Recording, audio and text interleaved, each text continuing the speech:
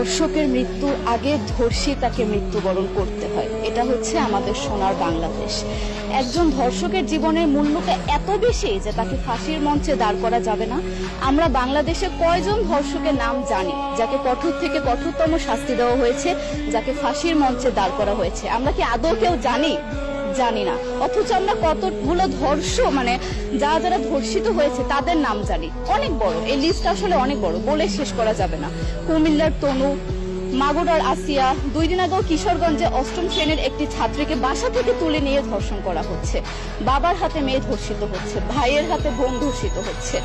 আমরা আসলে নিরাপত্তা কোথায়? আমার মনে হচ্ছে আমরা যেন আইয়ামে জাহিলিয়া যুগে চলে গিয়েছি। মাঝে মধ্যে মনে হয় এর থেকেও খারাপ সময় আছি আমরা, কারণ ওই যুগে মেয়েরা অ্যাটলিস্ট সম্মান নিয়ে মৃত্যুবরণ করতে পারত। জন্মের পরপর জ্যান্ত মাটিতে পুঁতে দেওয়া হতো, আর আমাদের ধর্ষণ করে নির্মমভাবে তারপর মৃত্যুবরণ করতে হচ্ছে। যদি সরকার আমাদের ওই নিরাপত্তা নাই দিতে পারে, তাহলে সরকারের কাছে আমাদের অনুরোধ, আমাদের জ্যান্ত মাটিতে পুঁতে দেখ। আমরা বেঁচে থাকতে চাই না, আমরা সম্মান নিয়ে মৃত্যুবরণ করতে চাই। আমরা এই দেশে থাকতে চাই না যে এই দেশে আমাদের কোনো নিরাপত্তা নেই, যে এই দেশে রাস্তা দিয়ে হাঁটলে আমাদের মধ্যে একটা আতঙ্ক কাজ করে, তখন কি না কি হয়ে যায়।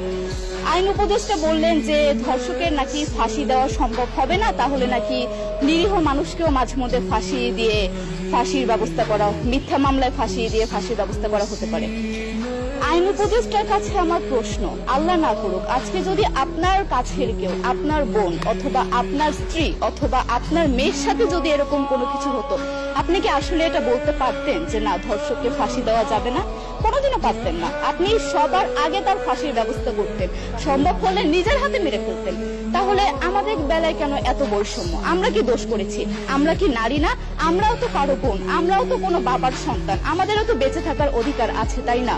কিছু হলে মেয়েদের পোশাকের দোষ দেওয়া হয়। আমার কাছে প্রশ্ন, একটা 8 বছরের শিশুর মধ্যে এরকম কি থাকতে পারে যেটা একটা পুরুষকে অ্যাট্রাক্ট করবে, যেটা একটা পুরুষকে সিরিয়াস করবে? সেরকম হলে আসলে ধর্ষণ করা হতো সবসময় প্রাপ্তবয়স্ক মহিলাকে। কিন্তু আমরা আসলে পরিসংখ্যান গবেষণা করলে দেখতে পারি যে ধর্ষক সবচেয়ে বেশি করা হচ্ছে শিশুদেরকে, কিশোরীদের সবচেয়ে বেশি ধর্ষণ করা হচ্ছে। দৃষ্টিভঙ্গি পরিবর্তন করুন, চিন্তা ভাবনা পরিবর্তন করুন, ধর্ষকদের আইনের আওতায় আনুন। যদি আইন উপদেষ্টা অথবা প্রশাসন যদি ধর্ষকদের শাস্তির ব্যবস্থা না করতে পারে, আমাদের হাতে তুলে দেন, আমরা নিজেদের হাতে শাস্তি দিয়ে দিতে পারবো। এই সাহস আমাদের মধ্যে আছে। বেঁচে থাকার জন্য আমাদের যতটা কঠিন হতে হবে, আমরা কঠিন হওয়ার জন্য প্রস্তুত আছি। আমরা ফাঁসি চাই, ধর্ষকদের কঠোর থেকে কঠোরতম শাস্তি চাই।